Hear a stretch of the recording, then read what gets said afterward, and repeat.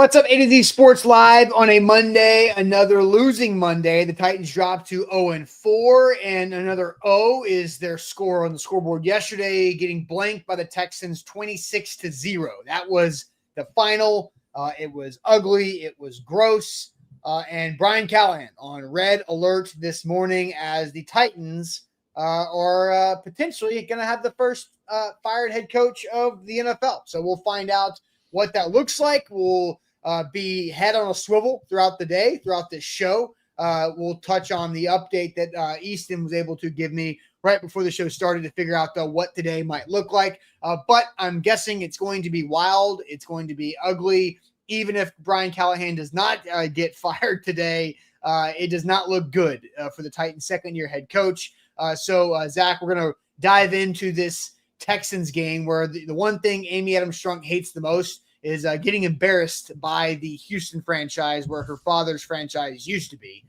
So that's what happened yesterday. The Texans were 0-3. Now they're 1-3. The Titans are 0-4. Cam Ward is upset, showing his frustration in post-game press conferences that are now going viral across NFL social media accounts. And so we have a lot to get into, including Brian Callahan's post-game comments. L'Jarius Sneed got under my skin. I'm a little irked by the Titans cornerback. We'll talk about him. He couldn't get under Nico's skin. No, could not.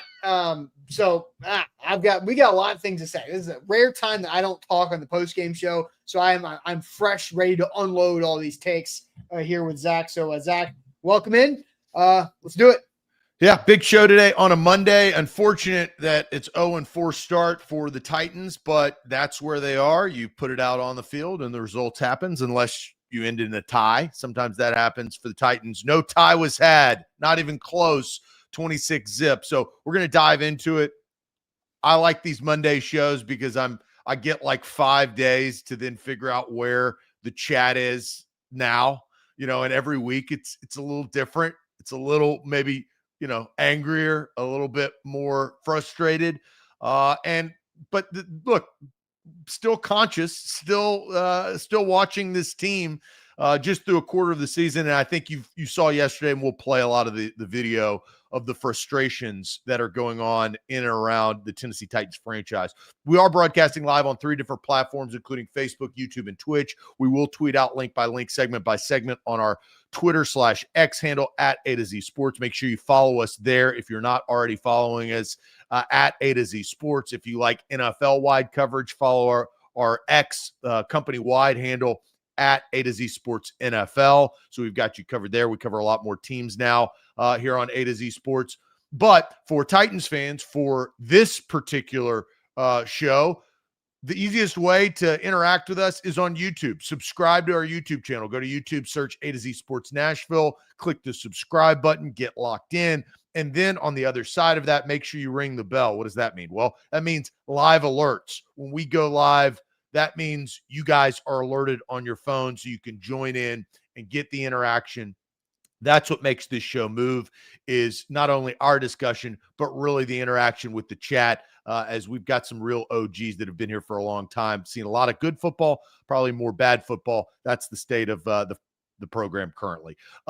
We are broadcasting also on Facebook. Facebook, what's going on there? Caring is sharing, sharing is caring. As we say on this show, share the show around on your Facebook news feed. We need to pop up so your Facebook friends see this show. So let's get this party started on a Bad Bunny Monday. Oh, yeah, right. Who's that? Who's that guy? Who's Bad Bunny? You mean Lola? Anyway, A to Z Sports, welcome in on a Monday here live on Facebook, YouTube, and Twitch. I'm Austin Stanley. He is Zach Bingham. We are powered by BTA Sports, and we go live every weekday morning at 8 Central Time on Facebook, YouTube, and Twitch. Links on our Twitter X timeline. That's at A to Z Sports, segment by segment. Also hit us up on Instagram, TikTok, and Threads for your for more great Titans content. Leave us a 5-star Google review if you could for A to Z Sports. Just because the Titans stink doesn't mean we don't get 5-star reviews for our coverage of the team. And got to thank our sponsors because they make it happen for us and they help out all of you. Wilson County Hyundai, make them a part of your new car buying process in Lebanon or online, wilsoncountyhyundai.com. The Bone and Joint Institute, the region's destination for comprehensive orthopedic and sports medicine care. Barton Drury Insurance Group, customized solutions for your insurance needs, local and online at bartondrury.com. Botero Carts, life is short, buy a golf cart. 2 locations to serve you in Gallatin and the new one in Columbia. And Window Nation. Buy 2 windows. You get 2 windows for free, plus an extra 10% off and no payments for 2 years at windownation.com. So the Titans are 0-4. They get shut out yesterday. Just the 3rd Texans shutout in their franchise history. 2 are at the hands of the Titans. And they played that on the broadcast late in that game where Rusty Smith and now Cam Ward are grouped in the same conversation. Titans quarterbacks to get shut out in Houston at the hands of the Texans. That is not where Cam Ward wants his name to be in that Rusty Smith combo. But Zach, this is a wild situation here because the Titans are at a spot where they're at a crossroads. We've talked about the crossroads a couple times throughout the last few years with Mike Vrabel bringing that up. And now Brian Callahan in year 2, his record as the head coach is 3-18 as the Titans head coach. And now Cam Ward era starts as an 0-4 overall. So let's go ahead and hear from Brian Callahan, how he opened his press conference and a couple quick back and forths with Paul Kaharski and our Buck Rising. After his opening statement of the Titans dropping to 0-4 and getting shut out 26-0 at the hands of the Houston Texans. Possess the ball, put our defense in some tough spots down the stretch, and then didn't answer it in those spots either. So all the way around, not good enough. You got a chance to take an end zone shot before Sly's second field goal. You're near midfield, and you 3rd and 12, and you hand off to Chestnut. Are you going to win games playing that conservatively? Why not take some shots to the end zone in those situations? Yeah, we hadn't really completed much down the field at that point, and it was a 3rd and 12, and the pass rush is ripping, and we're 30-some yards from the end zone. Those aren't really high percentage style throws or plays, so that's usually what the reasoning is. You get those. We didn't earn a right to take a shot to the end zone. It was 3rd and 12, and so you try to be smart and not put the quarterback in harm's way, and kick field goal. Not a high percentage shot for the end zone at 3rd and 12. How about a shot for a first down? Yeah, that is what it is. I mean, those are the calls we make. So. Do you feel that this is an accurate reflection of the way that the team continues to come up short of you guys as a coaching staff? I mean, I think it's a reflection of all of us not doing anything well enough at this point. That's players, that's coaches, that's everybody. I mean, we haven't found a way to win a game in a while, and I think that reflects on all of us. I think he answered that last question appropriately. It reflects on everybody. Zach, your thoughts? The first question, PK knew the answer, and Brian Callahan knew the answer. Brian Callahan couldn't give the answer. And the answer is they can't protect Cam Ward long enough to throw a deep end zone shot. They have player problems. Brian Callahan knows that. They've got coaching problems as well. Don't get me wrong. But they conceded on that to try to get points and at least keep it close. I don't have actually a problem with it. It's unfortunate that Sly didn't make the kicks early in the game to get it to 6-6 or 3-6. That also changes the landscape of the game. So I also understand the line of questioning. I think it is a valid question for Kowarski to ask. But the answer knowingly, and that's the funny part, is at the very end, Buck's question is all-encompassing. Is this staff? And Brian Callahan admitted, and the key phrase that he uses, at this point, nothing's good enough. Yeah. At this point, you've played 4 games. You're a quarter of the way through, basically, right? You're 0-4. You're not close. So I think the realization, it's a tough press conference to watch. Sure. Because there is when you score 0 points, you can't rely back on anything. You can't say anything that was successful to get you points. 3, 2, 6, 7, or 8. You didn't do any of that once. So these are tough press conferences. You saw that. We'll play more of it throughout the course of the show, but you can start to, it's coming out. Well, and I think to the end of half situation, this is now 4 games this season, and 3 times at the end of the first half, there has been some type of conflict or controversy about what Brian Callahan didn't do, right? Denver last week versus the Colts, and then yesterday.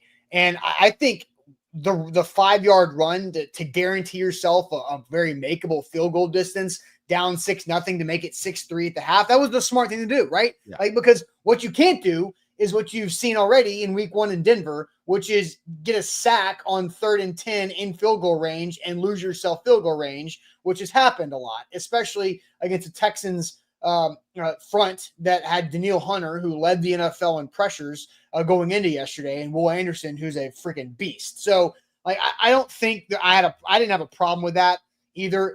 Joey Sly makes 2 kicks that he should make, and it's 6-6 going into halftime.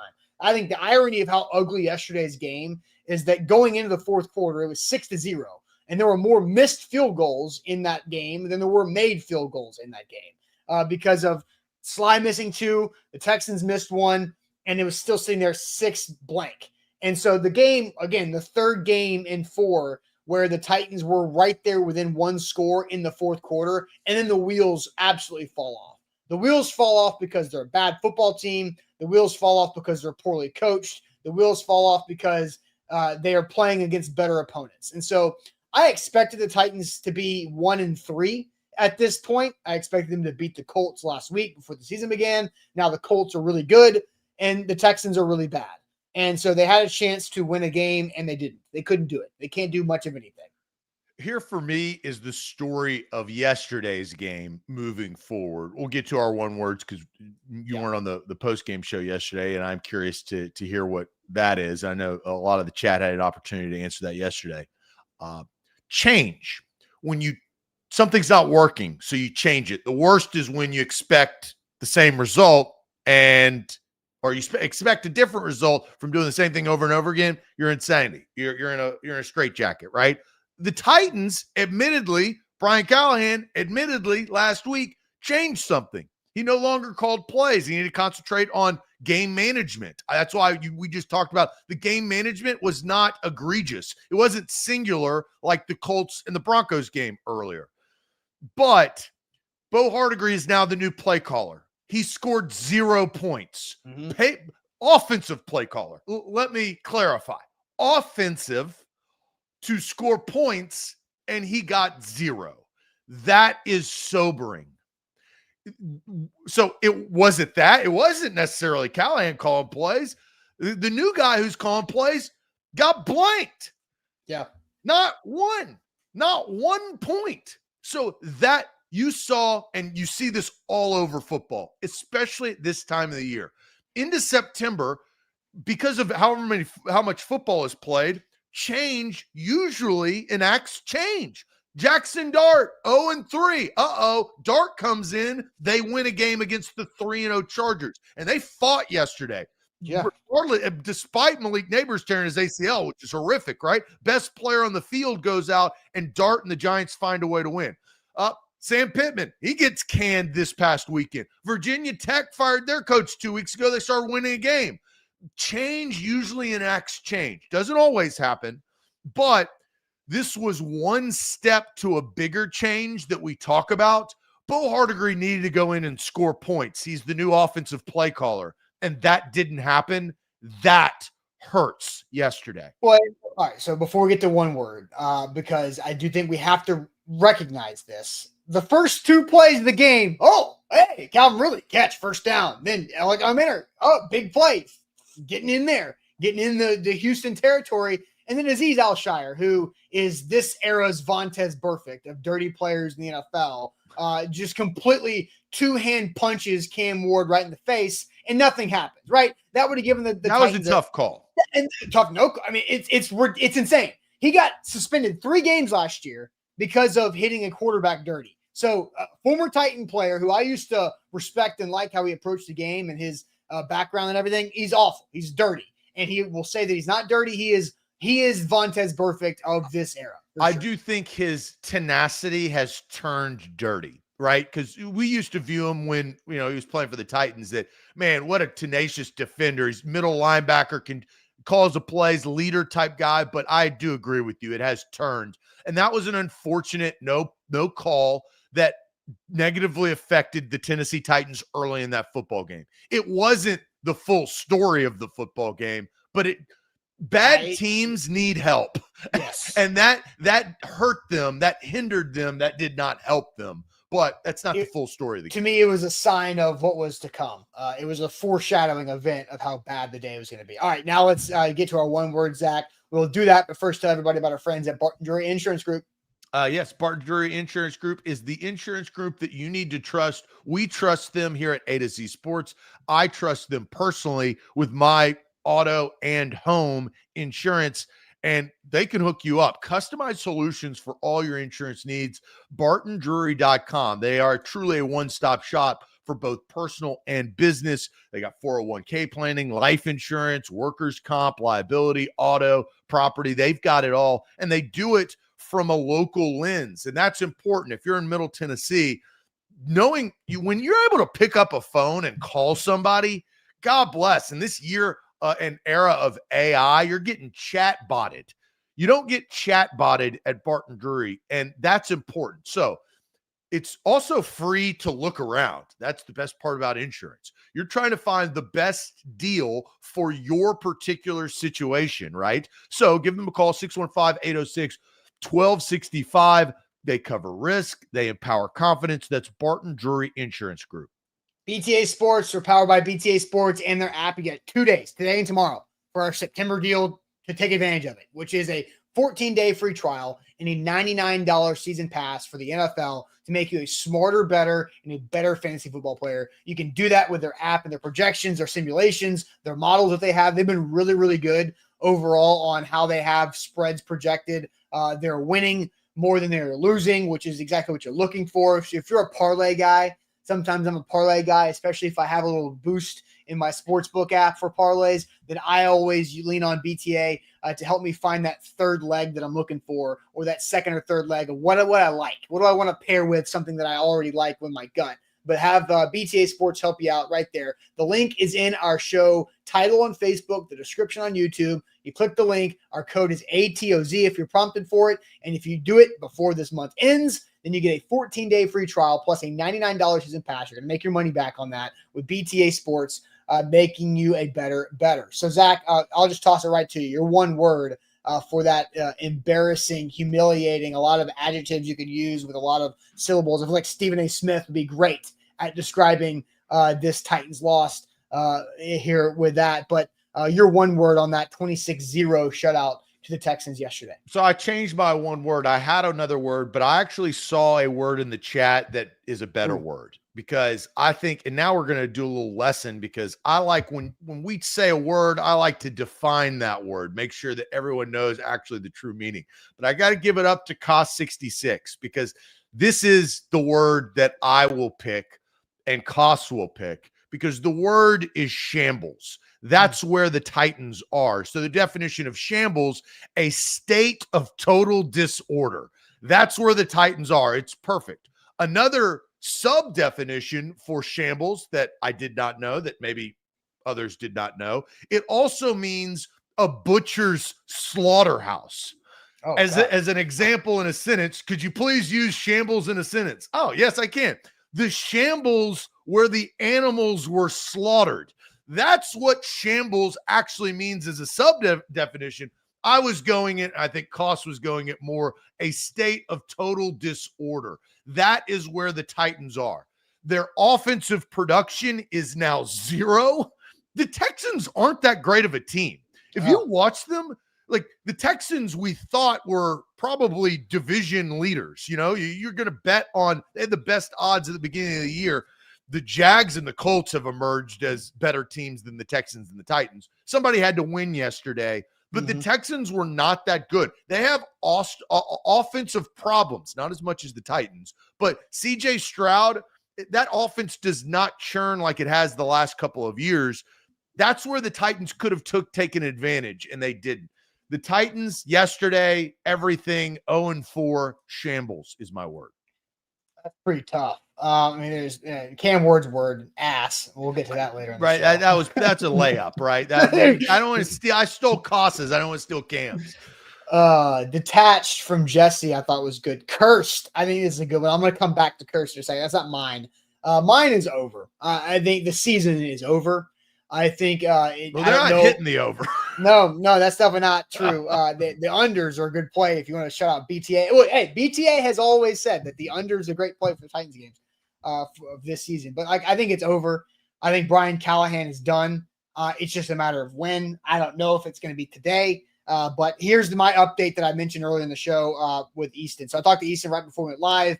He had learned that 1:30 p.m. Central is the scheduled press conference for the head coach after they travel back from an away game. As of 7:55 a.m. Central, that was scheduled to still go on. That Brian Callahan is expected at his 1:30 p.m. press conference later today. But I think it's over. I think he is over. I mean, you get the body language is brutal. I feel like, empathy that just is really hard to. I'm trying to keep it separated. Yeah, well, we won't bring up our first conversation. We're not at that point yet, but it is. It is done. It is over. So I'm going to bring up curse though of what I saw this, because I don't know how to coin it. I don't know if we want to say it's a John Robinson problem or the curse of the panda or Isaiah Wilson, but I'm not going to go too deep into this. But there's also something we have to acknowledge too. Like, as bad as Brian Callahan has been as a head coach through now 21 games. Leading this football team, the roster is also in shambles, if you want to go into that. So, Zach, how many I'm just going to tell you something. From the 2020 draft through the 2024 draft, so I'm not including this year's rookies, because this year's rookies show some promise. They show some future, right? But through 2020 through 2024, that is 5 draft classes. The Titans have had 16 top 100 draft picks in those 5 draft classes. Trivia. How many of those 16 played in yesterday's game? How many of those 16 top 100 draft picks from 2020 to 24 played in yesterday's game? Top 100 draft picks in a 5-year span. Yeah, well, you got, the problem is Amani Hooker and Jeffrey Simmons are too old. They're 2019 picks. Yeah, right. So you missed those two. Hooker was not a top 100 pick, but he was in the hundreds. Yeah, that's right. Jeff obviously was. And, so people were guessing. I mean, it's 0 or 1. It is actually 2. It is Peter Skoronski and Roger McCreary. I knew McCreary. Skoronski got away from me because. Yeah. Skoronski and McCreary are the 2. And then you also have 2 guys that are promising that are hurt, with J.C. Latham and Tavondre Sweat. And so you just look at it, how many misses that they have had in the top 100 of the draft over those 5 years tells you why. I mean, they're hitting 25% in a 5-year. If you're counting JC and Tavondre as hits at this point, but they weren't there yesterday. But you're just talking about on the roster, like 4 of them, 25% on the roster, and 2 guys played. I mean, it's pretty atrocious of how this roster is at right now. And then we're going to get into this later on as well. The veterans that have been brought in, because they had 3 general managers during that time, right? For sure.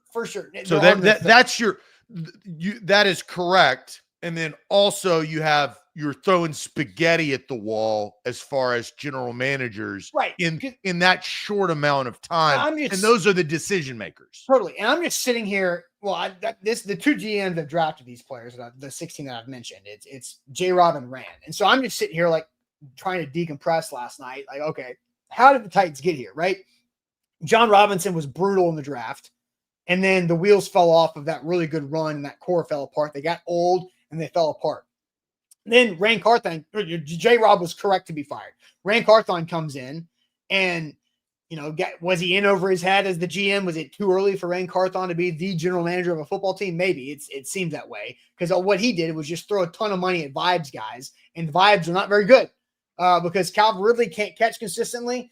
This year, L'Jarius Sneed is a mess. All the other things that were like Lloyd Cushenberry is not, I don't think it's his fault, but like they put a lot of money into that free agency class, and Kenneth Murray's playing last night for the Cowboys. That was a big money deal that they had. And so it's just brutal. And so all of that has led up to Brian Callahan being the guy who is going to look the worst out of all of this. Like, Brian Callahan's done, and he's never going to get another opportunity.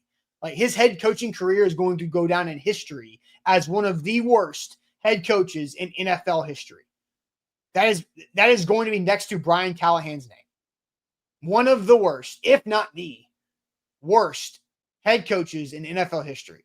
And that's tough to hear and tough to live with if you're Brian Callahan and the people that have hired him and the people who have put him in the situation. He's been bad, but he was handed a mush of a roster that is just so inept and not talented and just overall awful. Awful. This is true. And that is unfortunate in the scene. Look, I think that there is some weird way of, he's going to have to work his ass off as a coordinator for a while and be gangbusters and get another opportunity. He's not getting an opportunity. Zach, I think it's going to be a very uphill climb. Yeah. It's over, man. Like the management is the tough part. Is you have now look, here's the only good thing that happened yesterday is they had less penalties than the Texans yesterday. That's the only thing good that came from yesterday's 26-0 blowout loss. So this is now 4 games in a row, game after game, they've had less penalties and Cam Ward has been sacked less every game. Yeah. Well, the hard part is you see the stat sheet and Cam Ward was sacked twice. It felt like he was sacked 4 times, but he was only sacked twice. He threw a couple balls away as he was getting sacked. So it's like that. It's still, I had a question. There was a question earlier. It said, what was my original word before Cost came in and gave me shambles for free? It was worse. Now, in some aspects, they are improving, but this team is worse today than I felt like they were when they started the season. Now, injuries accrue and things happen, right? So Latham being not on the right side of the line is a telling. I mean, you know that the right side is a problem. Defenses know that. The offense knows that, and they have to kind of maneuver around it. But they are worse today than they were, and that's not good. That means bigger change has to happen.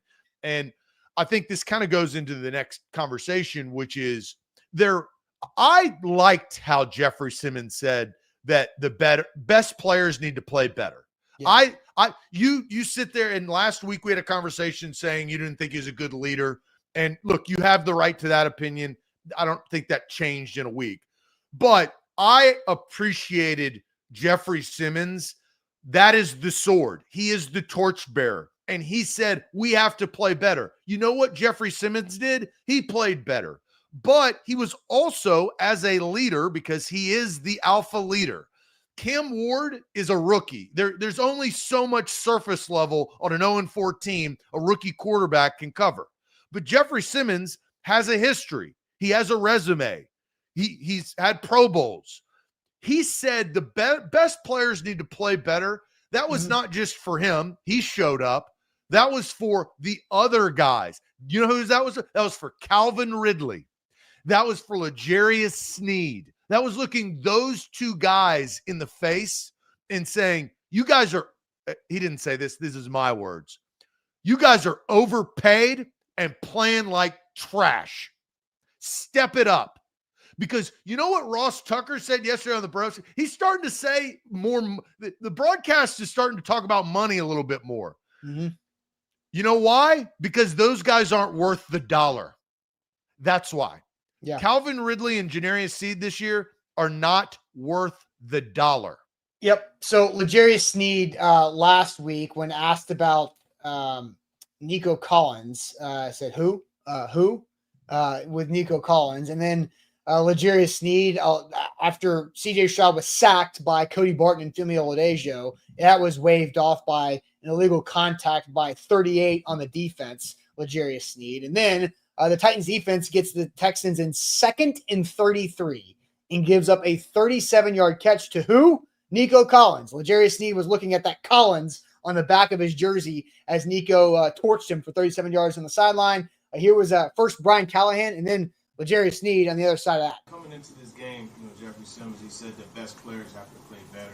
You got a guy like Sneed who calls out, he gets himself going with the who when asked about Nico Collins when you have that. Like, what can you do to get that back on track?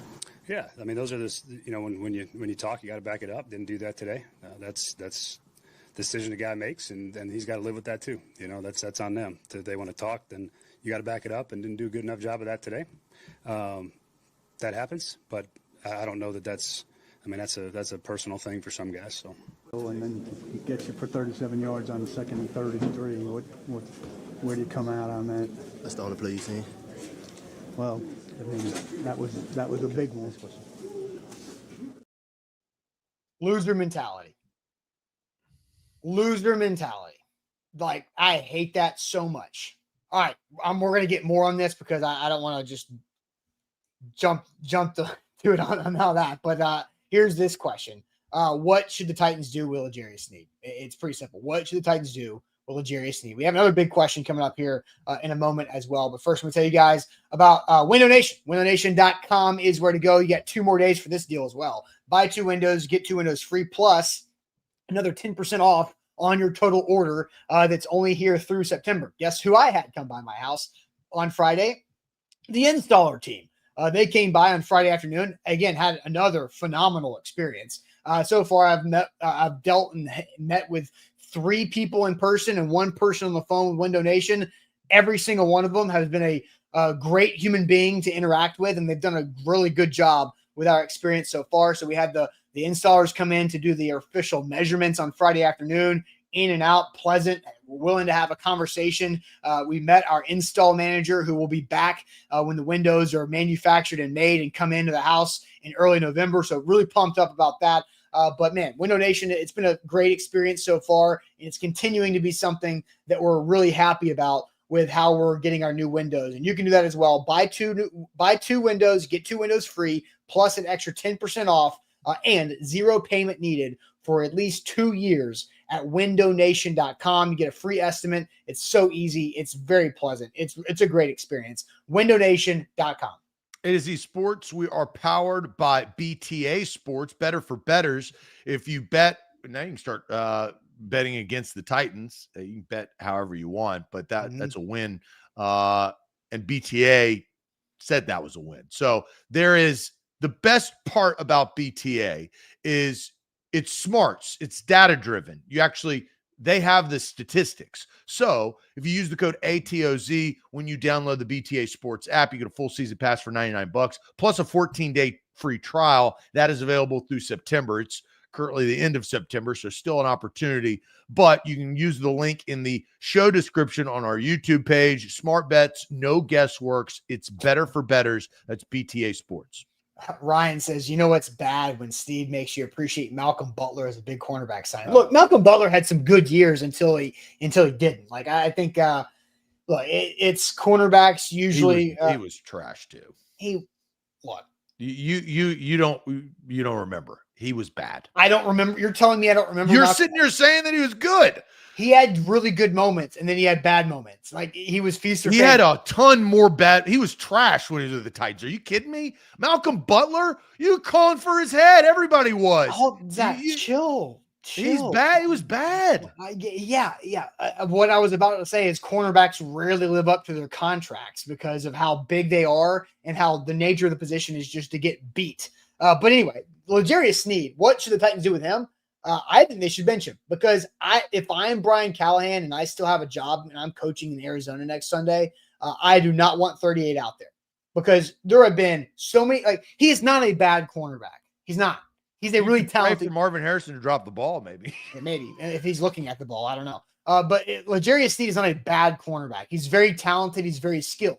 But he is terrible at having dumb stuff happen at the wrong times. He has wiped off so many good situations that his defensive teammates have helped get them in, whether it's long down and distances, it's stops on the goal line. He had the illegal contact or the holding on Devontae Adams in the end zone that gave the Rams a free set of downs and 1st and goal in week 2. He had 2 plays yesterday that just tanked this defense. Like, this defense was playing really well, hard, playing their hearts out, trying to keep this game within striking distance for its inept offense. And L'Jarius Sneed just screwed him up twice. And he cannot get his hands off of receivers. And so I wouldn't play him. I would bench him. Like, go ahead. I think it's coming from I understand the space that it's coming from, but you can't. Why not? You cannot bench him. What Traded away another corner, right? He's gone. Who are you going to play? And you also have to think about how much you signed him to a 4-year, $76 million contract with $44 million guaranteed. Plus, he got $20 million when he signed. So there's so much money. That's why I stated he is not worth the dollar. That is an exorbitant amount of dollars that you are paying him. You cannot bench him. You have to at least embarrass him. You'd rather embarrass. He's hurting his teammate, Jeffrey Simmons. Don't disagree with that. Okay, so last Monday, I called Jeffrey Simmons out for how he responded to the boo stuff. And I called him, I don't remember what words I used specifically, but I said he wasn't a very good leader. I still believe that. Jeffrey Simmons is a damn good football player. I don't think he's the leader this football team needs, this organization needs, but he is like L'Jarius Sneed is ruining the good work that Jeffrey Simmons is putting out there. And the mentality, like, here's the problem. When boos happen, Jeffrey Simmons is now blaming the fans, saying, use that energy when they're on third down. We need that energy against the opponent. Yeah, sure, whatever. But, like, let the fans boo. You haven't won a game at home in almost a calendar year. Like, that's not read the room, Jeff. And then here's another read the room situation on L'Jarius Sneed.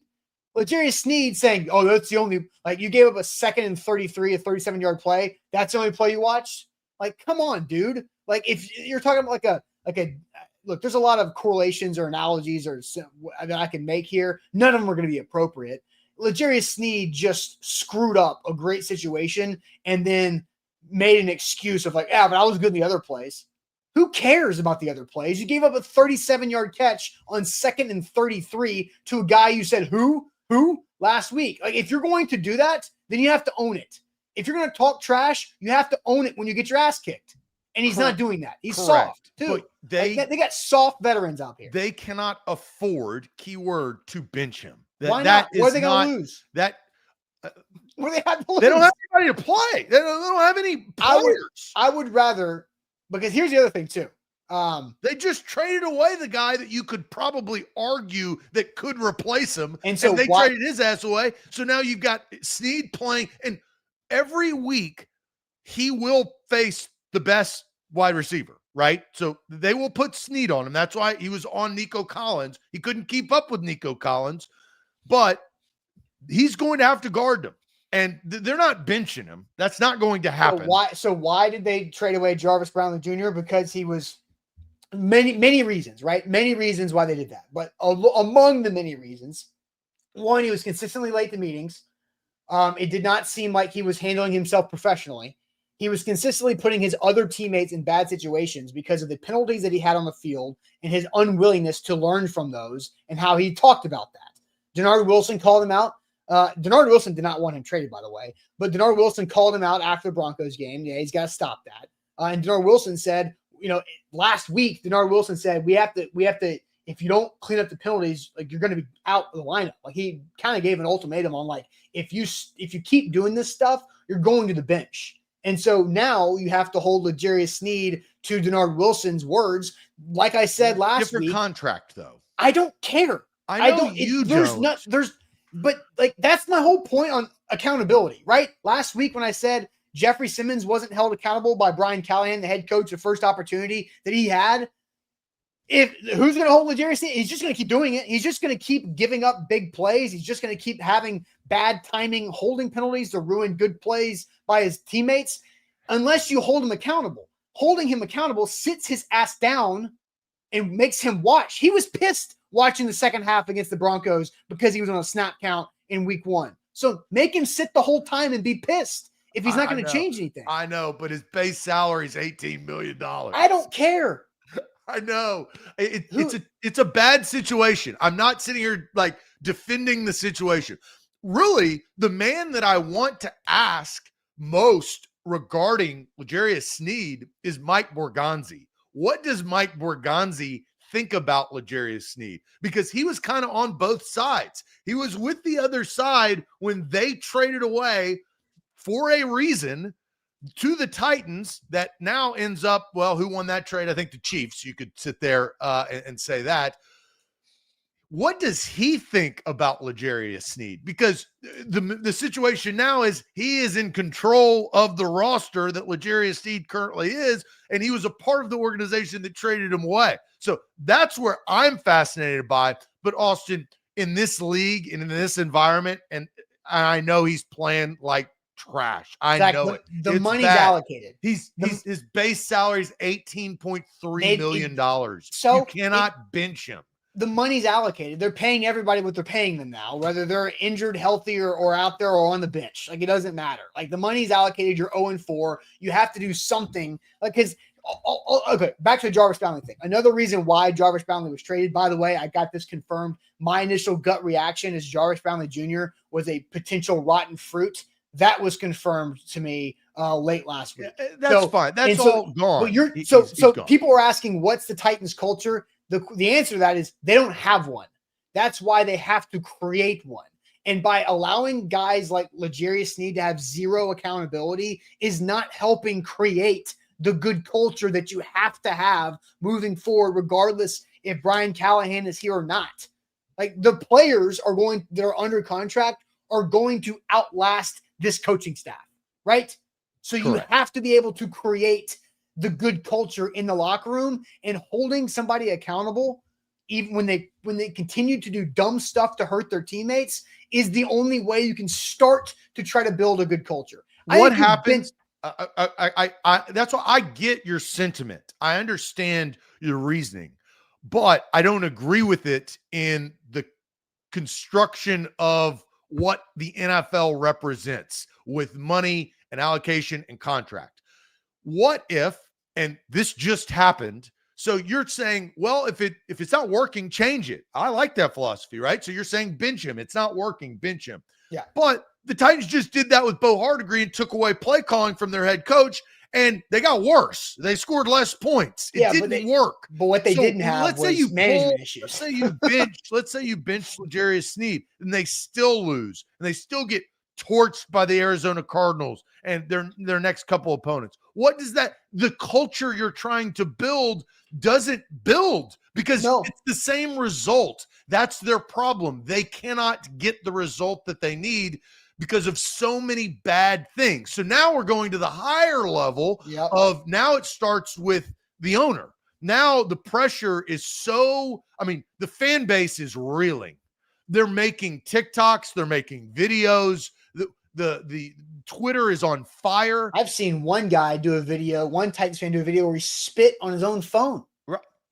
Who cares? You're not going to win, and you're going to lose. Doesn't matter.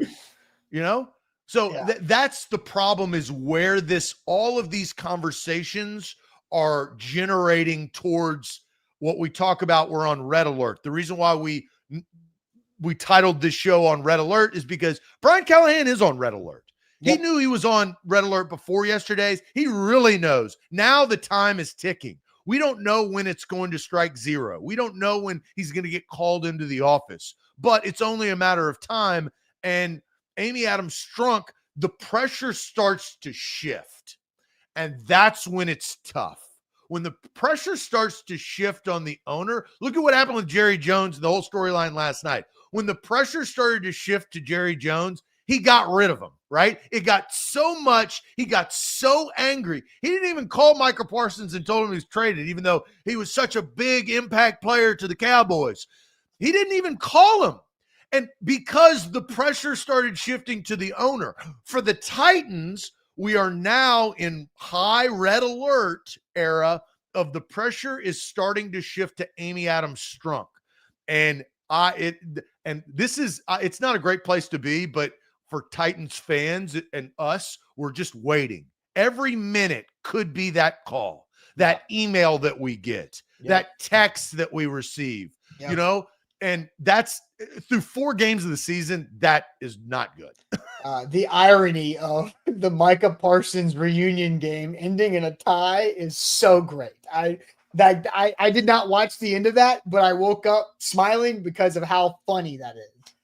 Just so hilarious. And Jack says, what do you make of him speaking today? I mean, I think we're trying to read into that. Does that mean if he's speaking, he's still there, right? So, because again, I got another update from Easton in a text here in a second. So we're going to get to Brian Callahan here in a second. Overall, the question we're going to get to, because we'll let the chat go ahead and start answering this. What's it going to take for Amy to fire Brian Callahan? What's it going to take? So we'll get to that. We'll have an update on the timeline for today, and also hear from Brian Callahan and his frustration that is clearly growing. But first, I want to tell you guys all about our friends at Botero Carts. Life is short. Buy a golf cart, Botero Carts.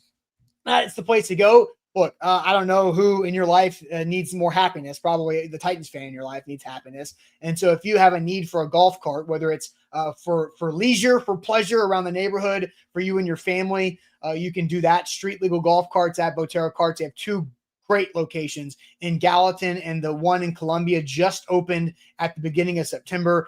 So they have two locations near you.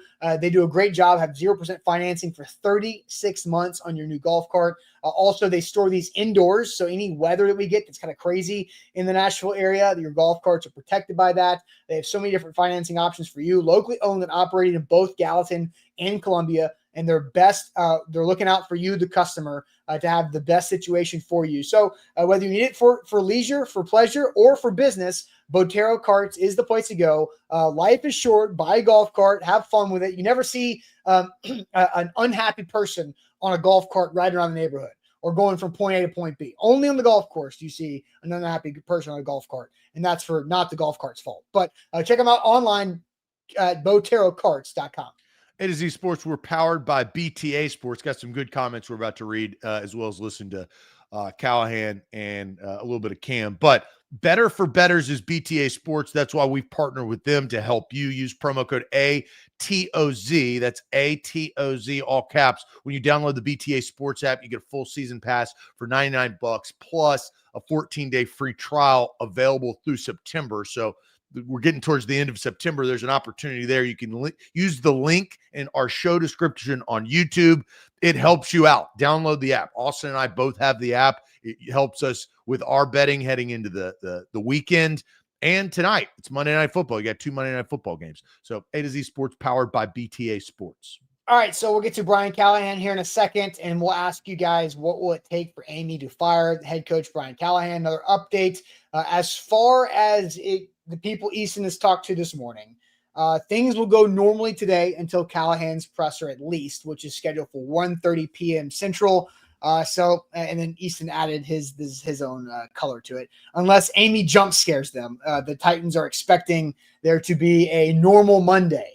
Somebody said Amy likes firing on Tuesdays. That is true. She fired Rand Carthon, Mike Vrabel, and John Robinson all on Tuesdays. Now, the difference in that is that Rand and Vrabel were both when the season was over. John was on a Tuesday in December. His job was not affected by the day of the week, right? Brian Callahan's is.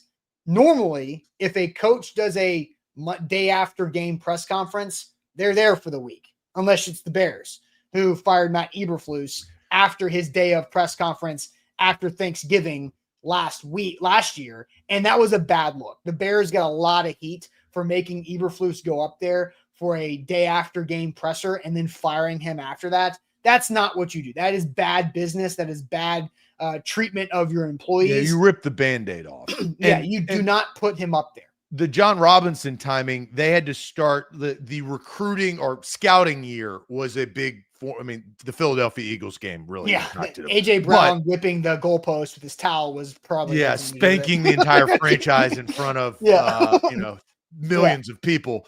But that timing also, not from the day of the week, but of when that started. So this is a little different. That's why we're going to ask this question. We're going to hear from Callahan, but we've got some good comments rolling in on what is it going to take, because I think that's what all Titans fans, and on top of the entire NFL, I think the NFL is now looking at the Titans of when it's going to happen, which is not a great look. So here's the moment in the press conference after the game that kind of went round social media of Brian Callahan versus Paul Kaharski. Ding, ding. Do you think this is a resilient and relentless football team? I know what you're doing there, Paul. I know what you're doing, and I'm not going to answer that shit right now. Well, I mean, those are the themes that you've tried to catch Yeah, on this you- football team. You're 20-some games in, Yeah. and you're stuck. Let me just compose myself here before I say something I regret. But yes, I think this team is resilient. I think it is relentless. We haven't played good enough football, and I think those are two very distinct, different things. We have to execute at a better level. We have to coach better. That's really all I can say. I actually respect Brian Callahan for that answer quite a bit.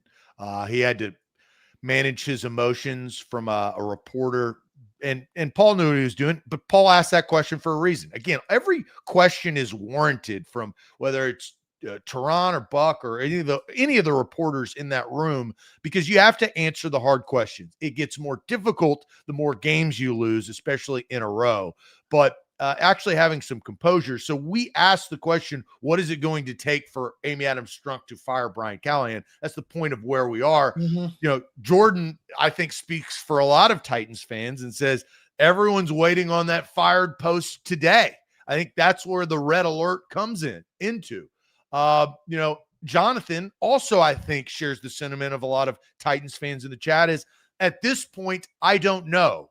How many more games do you have to lose? You can't, I mean, how many more less points do you have to score? You can't, it's 0, you know? So like, they're coming off of a loss in Houston, a franchise they have ties to, a city they have ties to in an embarrassing fashion, who was also 0-3. So that script lines up, but Jonathan is like Ked, I don't know.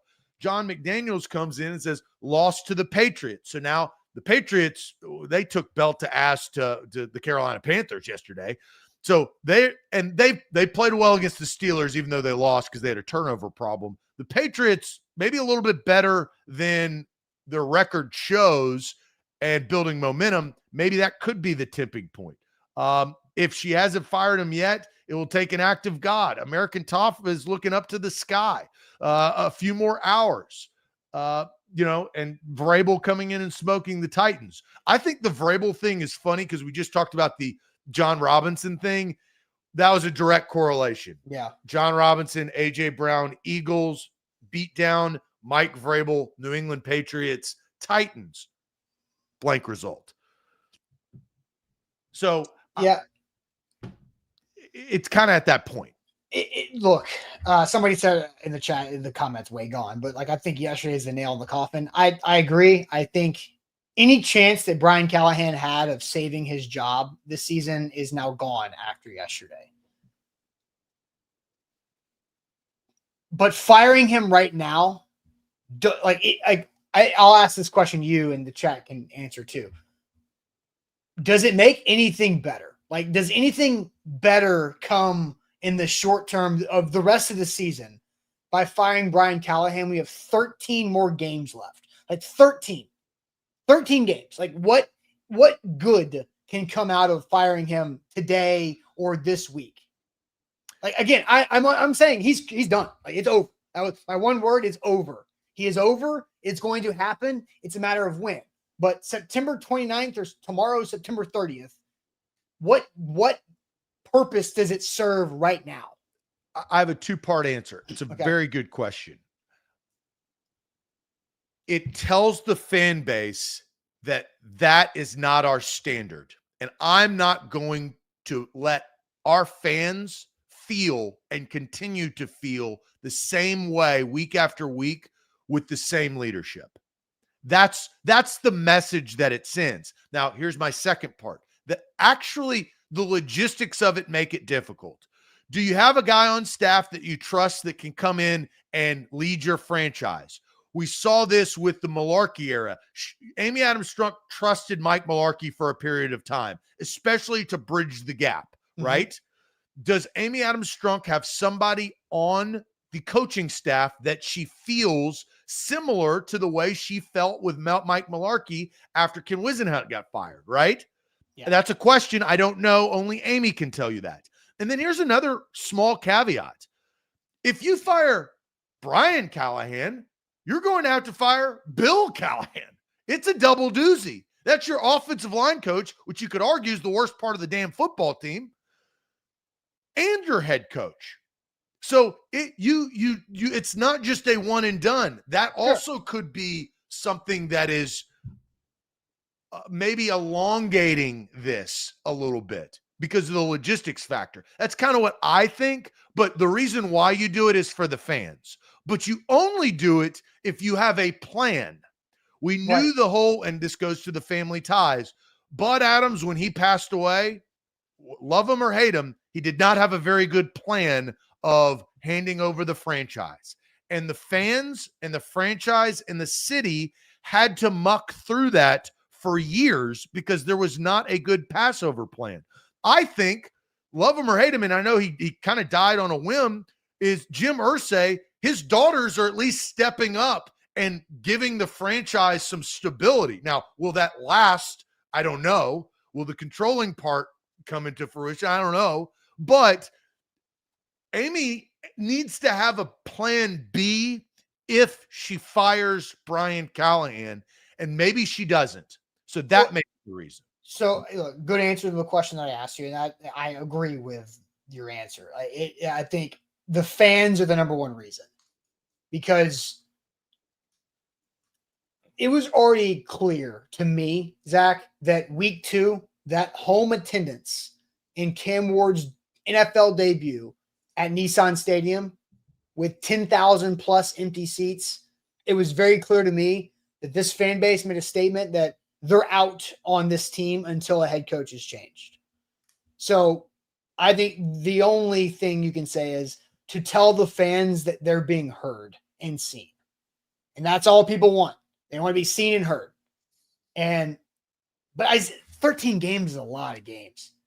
It's a lot of games to go with to the down to who cares, right? Yeah, to the chat point is now you're waiting on New England. You're waiting to get embarrassed at home and Mike Vrabel laugh in your face and rip a cig on the back porch. You know, that's not No, why are you doing that to yourself? No, why? Like you and I always say, why delay the inevitable? Like, right? Like, just do it now. But like, I think it's different because it's so early. Like so you and I talked Friday before the week 1 game, right? And I said that it would take an unmitigated disaster for the Titans to fire Brian Callahan. We played that on Friday.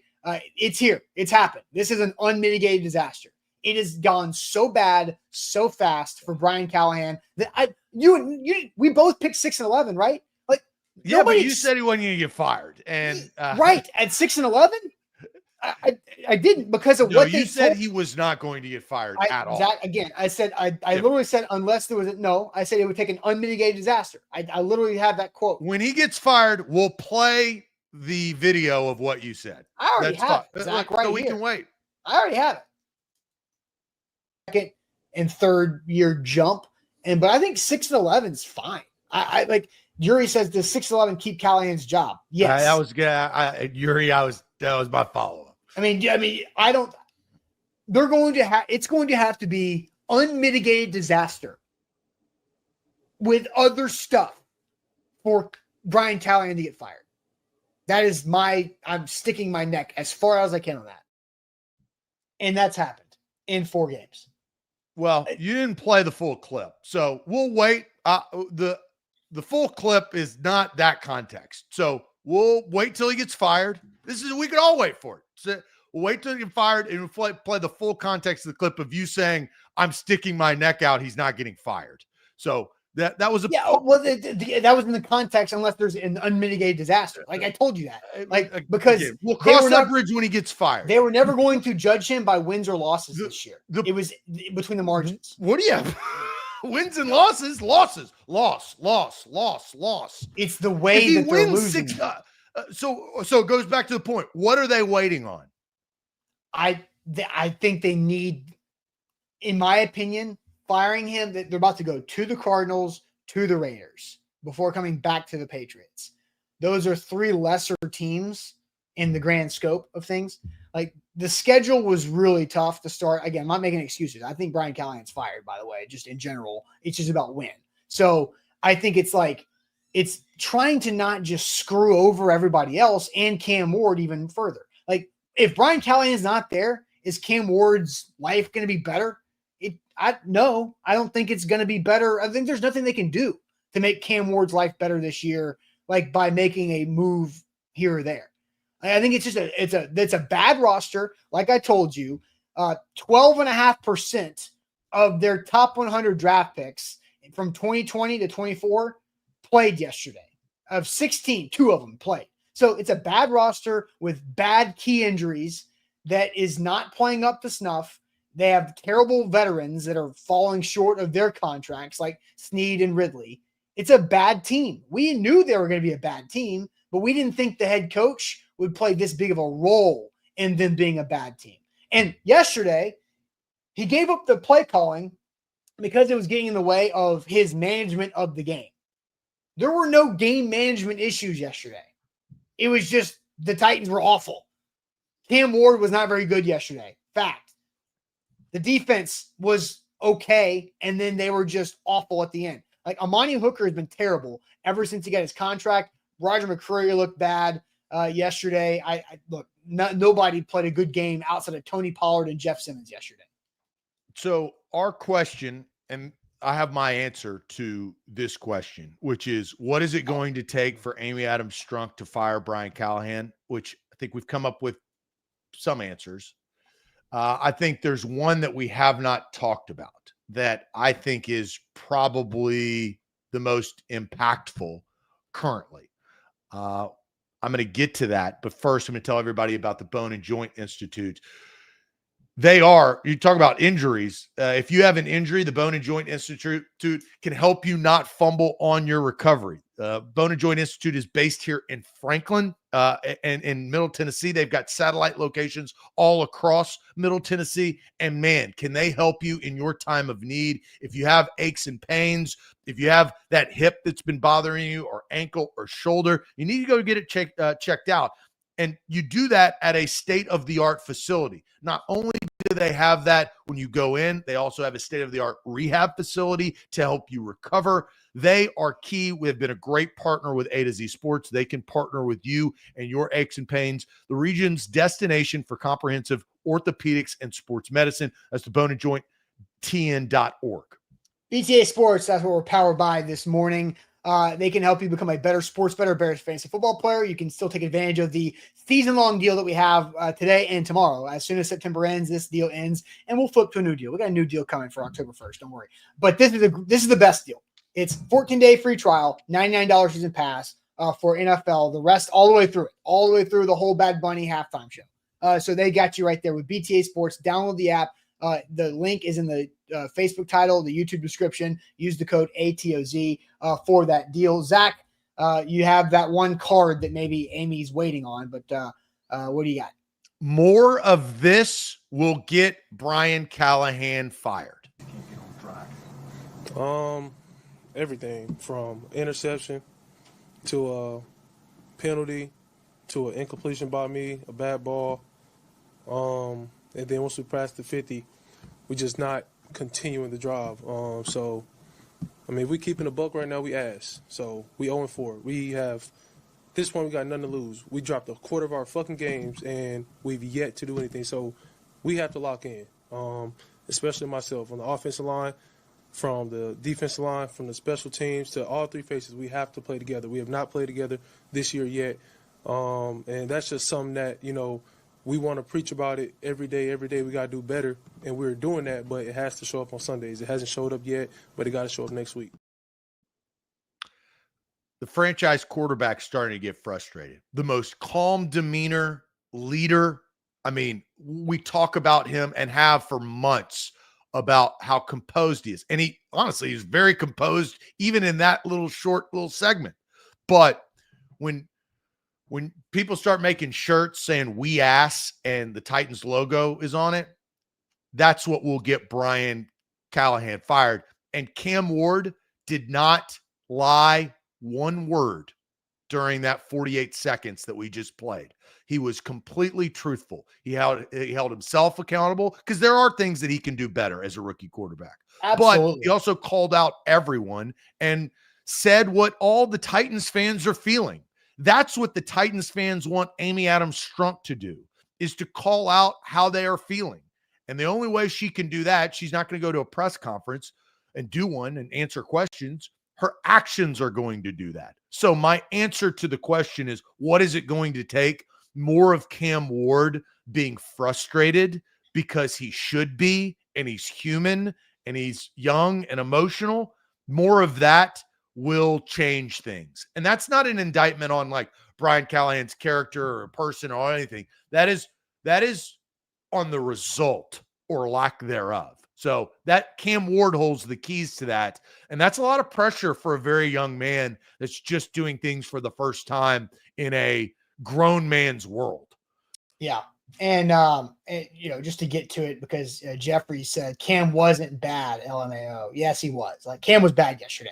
And I'm glad that after that comment came up, a lot of other people in the chat backed up that Cam Ward was bad yesterday. That was his worst game by far yesterday against the Texans. He was off target. He was late. He only got sacked twice, but he was constantly just inaccurate, off the mark quite a bit. And that's so why I respect what he said. He's telling you that. And that's authentic. That's not just those coaches speak this, well, you need to play better, coach better, and be better, right? Yeah, and that's why I think he was so much more emotional yesterday, is because he knew he played a bigger role in them being ass compared to the first three games. Like, I think Cam Ward's games have gone backwards as far as like how he was. Denver so far is his best performance. Not in the stat book, but on tape, best performance. And then he's regressed each of the last three games after that. And look, he's a rookie. And as I think it was C. Rich in the comments said that it's okay. Like, Cam Ward being bad yesterday is totally okay. He's a rookie. It's game 4. It's going to happen. He gets the leash. He gets the opportunity. That's what this year's all about, is that he is doing the hard stuff. And he's gone through really 4 good defenses in a row to start his NFL life. That's not easy. And so I think he is getting worse, but that's natural, right? Remember the sophomore slump? That's still a thing. He's just going through it as a rookie right now because he's got nobody helping him out around him. The other hard part, I mentioned this early in the show, Jacksonville and Indy are not the Jacksonville of Indy of a couple of years ago either. If you watch Jacksonville play yesterday against the 49ers, now they've been tested, they've been in close games, but they've won those close games. Those are the games Jacksonville loses. But Trevor Lawrence is playing better. He didn't play outstanding, but Travis Etienne, they've got players. The Colts in the same right. The Colts fumbled away on the 1-yard line. They can't hold on to the damn ball, a touchdown that I think changes that game yesterday. And then the Rams made the play at the end. The Colts and the Jaguars, you've already lost to the Texans and the Colts, right? You got to play those guys twice a year. And that's going to also be an uphill battle. We all agree it's only a matter of time. So I will ask you your opinion. I'll say mine. Next week, a week from today, Monday, do you think Brian Callahan will still be in this conversation? I mean, it's so hard because I'm I trying know. to figure out. That's why it's tough. I'm trying to figure out. You got the rest of today. You have Tuesday, Fire Me Tuesdays, right? Then you've got the actual game, and then you get next Monday morning. I mean, again, like I don't know, but like at that point, I also don't think it matters. Like, I think he's fired at some point during the 2025 NFL season. It's just a matter of when. And to me, the win doesn't matter because I don't think it changes anything one way or the other. So, like, I think what I will say is I think you said the road trip. The weird thing is, and I don't necessarily agree with it, I kind of am with the chat and the Patriots thing. I don't know why this is going to happen, but I think next Monday we'll have a conversation. I think Brian Callahan will still be the coach. Yeah, and just for the record, right, wrong, indifferent. Yeah, for the record, the Titans are going to Arizona and then coming back, and then they're not staying out west like they did back in 2017, which is ironically when the team decided that Mike Mularkey was not going to be the head coach of the future when they stayed over to go to Arizona to San Fran. But they're coming back, so they're not staying out there. All right, there was a comment that I want to get to here. Somebody said that Cam needs to scramble more. That's the only way he's making plays. Cam Ward right now cannot make a play consistently within structure on time. And that's the not funny, but ironic thing about that is earlier in the off season, it was Cam Ward's always on time. If you aren't on time, if the ball's not there, it's not your fault, or it is your fault. It's not Cam's fault. Cam's always on time. Cam's not playing on time. He's not. I don't think he can because of the players around him. I don't know. Not I think that's a huge impact. No. So Zach, I don't know about yesterday's 2 sacks, but before yesterday, Cam was sacked 15 times in 3 games. Only one of those sacks happened in under 3 seconds. So, meaning there is time to get rid of the football. It's not happening. Whether he's not seeing it, he's thrown off by the expected pressure, or guys can't get open. And then sometimes adding on, when he does throw the ball, some guys drop it. So like or he's inaccurate, or he's putting receivers in situations to make spectacular catches too often. Yeah. And they can't live up to that billing because they're not good enough to do that. Yeah. Agreed. So, anyway, Super chats. Here we go. We got super chats to wrap up this show real quick. Wilson County Hyundai, make them a part of your new car buying process. Go see them in Lebanon or online at wilsoncountyhyundai.com. Tell Pain Bone that we said hey when you see him right there for your new ride. All right, super chats. We got a few of them here. We'll start chronological order. Kick It to the King says, how much of Bo's good numbers are inflated by that Chargers 69-point win? I think they scored 63. Also, through 4 games, the 08 Lions, 2017 Browns scored more than the 2025 Titans. 08 Lions and 17 Browns are the 0-for teams throughout the season. I think that I understand where Kick It to the King is coming from. I think at 0-4, you're too early to start talk about that history. There's too many games and opportunities to win one game. So I want to kick that can down the road with the King. I don't want to start talking about that. It's 4 games. It's not when you get into the 10s or the 9s, then you're like, oh no, but too early. I think the next 3 are a big tell to that history watch, I guess. And me just says, anyone else think Callie is holding Cam back by playing so conservative, or does Callahan not trust Cam to make big plays? Is that a wide receiver or quarterback issue? I think it's an everything issue. I think that's why it's so hard to wrap my mind, everybody's minds around how bad this team is right now, because it's everything or anything at any time that's going to ruin a play. Anything at any time on any play is going to go wrong and boom, done, over, right? It's Cam makes a great read, throws a ball dropped by Ridley on 3rd and 12. Boom, had it right there, couldn't hang on to it. Or the fact in week 1, Van Jefferson wide open in the end zone for a touchdown and in red zone, and Cam just didn't see him or didn't throw it, got sacked, right? So, or Tony Pollard fumbled, right? Weird. Great screen, Zeitler downfield. Another great screen, Van Jefferson illegal formation, illegal shift. So there's so many, anything can go wrong by anybody at any time. So I think the reason why they're so conservative is because they're trying to save as many points as they possibly can. Yeah, I mean, they've given up a lot of points. I think it could be so much worse. Yeah. If they start just throwing downfield picks, doesn't matter.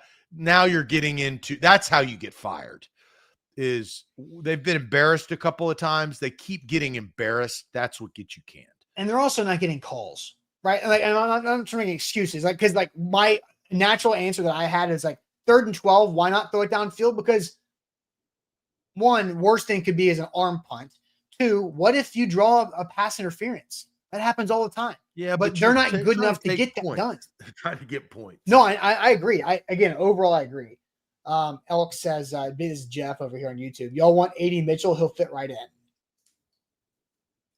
I don't understand. That's something. It's 2 things I never understand in football. lining up off sides on defense and then fumbling before you score touchdowns. I never get it. With nobody around. It's just, and you know what I've seen more in football? I feel like this year through 4 games than ever is illegal shifts, illegal formations. There's so many plays that get called back because of an illegal shift, and for Titans and everyone across the league. And that's not knowing what you're doing. no, it's I think it's a play clock situation. I think it's the fact that you're trying to wait until the last moment to get the defense to show something. It's a chess game. You're waiting the Maybe last that is minute, it. That's and not a you're bad using, answer. and every offense has so many motions that it just takes and shifts because you're trying to get that last tell down to the last 2 seconds on the play clock. Johnny says they aren't resilient or relentless, more like weak and pathetic based on the lack of reaction to the Aziz hit. The offense is a disgrace. So I just think they're bad. I don't think it has anything to do with their resilient or relentlessness or whatever. They're just bad. Bad players make bad plays. I think it goes back to what you said early in the show is they don't have an identity because they're so bad. They were the worst team in the league last year. They had the number 1 overall draft pick. They come into this season. They have an unproven coach that hasn't won many games. They don't know what they are. They can't. When times are tough, you fall back to what you are good at or what can get you out of hard situations or family or friends or something that you are comforting, right? That makes you feel good. They don't have any of that. No. So I think to Johnny's point, they aren't any of those things because they don't know what they are. And they're too young of a football team with too inexperienced of a head coach to figure it out, especially at this point in time. Yeah. Now, to the end of this, of the lack of reaction to the Aziz hit, somebody in that offensive line. Well, Jeff was screaming. Yeah, but Jeff's on the sideline and can't do anything. Like, if Jeff came off the sideline and did something. But then he'd get a flag. Then right. you'd be pissed at him then for being a bad leader. Like, where is Zeitler, Skronsky, Cushenberry, Dan Moore? It was on the right side. I don't know. I have to go back and see, were they watching? Were they blocking? Were they engaged? Did they see it? I don't know. But my thought is if J.C. Latham was out there, he would have done something to get into Aziz's face. That hip situation's kind of concerning. Oh, for sure. But the Aziz hit, I just can't believe that was allowed to just happen. How does the NFL miss that? Again, it didn't change the outcome of the game. The Titans were going to lose regardless, but maybe they get a touchdown there. I don't know. But how does the NFL has cameras and people in the booth and a studio in New York to not let things like that happen? It doesn't make any sense. Last super chat from Cincinnati. Actually, Darren just dropped the big one, so we got another one over here after this. But how many years until the Titans are competitive? I like this question. I got 2027 because competitive is not a division, playoff appearance hosting a game. It's not number 1 seed. Competitive is just fighting for a playoff spot. That's competitive. So let's define that. I've always said 2027. New stadium, new era. Well, I don't know if they're going to get new uniforms, but 2027 gives them enough time to fix some of these problems and gets Mike Borgonzi, why they hired him, the ability to be competitive in a couple of years. And the good thing is on this is that the best players the Titans have are their rookie class and J.C. Latham and Devondre Sweat. And Cedric Gray showing some things, right? There's a couple of second-year guys that are positive, absolute positives on this overall. Man, more super chats keep coming in. Okay, we got to stop the super chats here. No, that's good. I know. All right. So Darren's got a big one. We're going to end on that one. King of the King says Wiz gave the Titans better offensive games in week 1 in 2014, 2015 with Locker and Mariota. We don't have one game of that with Callahan. I mean, you have the Texans game from last year, but again, we're not trying to make Wiz won the Falcons game from last year. That was not last year. Will Levis. That was his first start. That was right. Vrabel. Dang. Yeah, he didn't even get that one. You've got the 3 wins where the Patriots overtime win last year, the Dolphins win where Levis got hurt, and then Levis putting up 30. in Houston with a crazy, weird game. Yeah, that's right. God, that Levis thing. I'm glad we're not talking about him, but Yeah. anyway. Darren, big super chat. Been joking all year about. Whoa. Yeah, well, hey, this is Jackpot Bucks right here. Darren, here we go. I hadn't read it yet, so you can go ahead and read it out loud. Yep. Been joking all year about this burning team, but now it's ashes and I'm tired of laughing, honestly. My heart hurts, but it's not even just the players and the coaches. The football people in Amy's ears are bad too. This thing won't change. And I think that is my ultimate question that I'm going to start asking people that would know is, what are the thoughts on Chad Brinker and Mike Borgonzi and Dave Ziegler and Reggie McKenzie? I think it's those four people: your president of football operations, your general manager, and your two assistant GMs. Are those four people capable of turning this around? I wish Amy would read Darren's comment, because I do think that embodies what the fan base is currently feeling, not thinking, but feeling. When Darren says now it's ashes, that means there's nothing left to burn. And when he says, I'm tired of laughing, it's now that his heart hurts, it's not funny anymore. Everybody can have a sense of humor to themselves, of self-deprecation or whatever. Ha, ha, ha. We stink. We're no good. It's Titans, it's okay. But now it's sobering. It's honestly, it's kind of like death, to be honest. Is you can get through the first few weeks with ha ha, he he, oh, it's okay. Oh, man. And then when people stop calling you, when you have to move on with your life, when it's silent, that's what it's grief. Duran Lee is, and yeah, we appreciate the super chat, Bucks.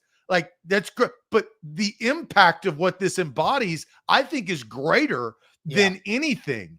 This is the Titans fan base are in the midst of the stages of grief, and nobody's texting them, I'm sorry for your loss anymore, because nobody's sorry for their loss. They lose too much. So, and it's also no longer funny to make fun of your Titans fans' friends. It's right? not fun. Now it's just mean.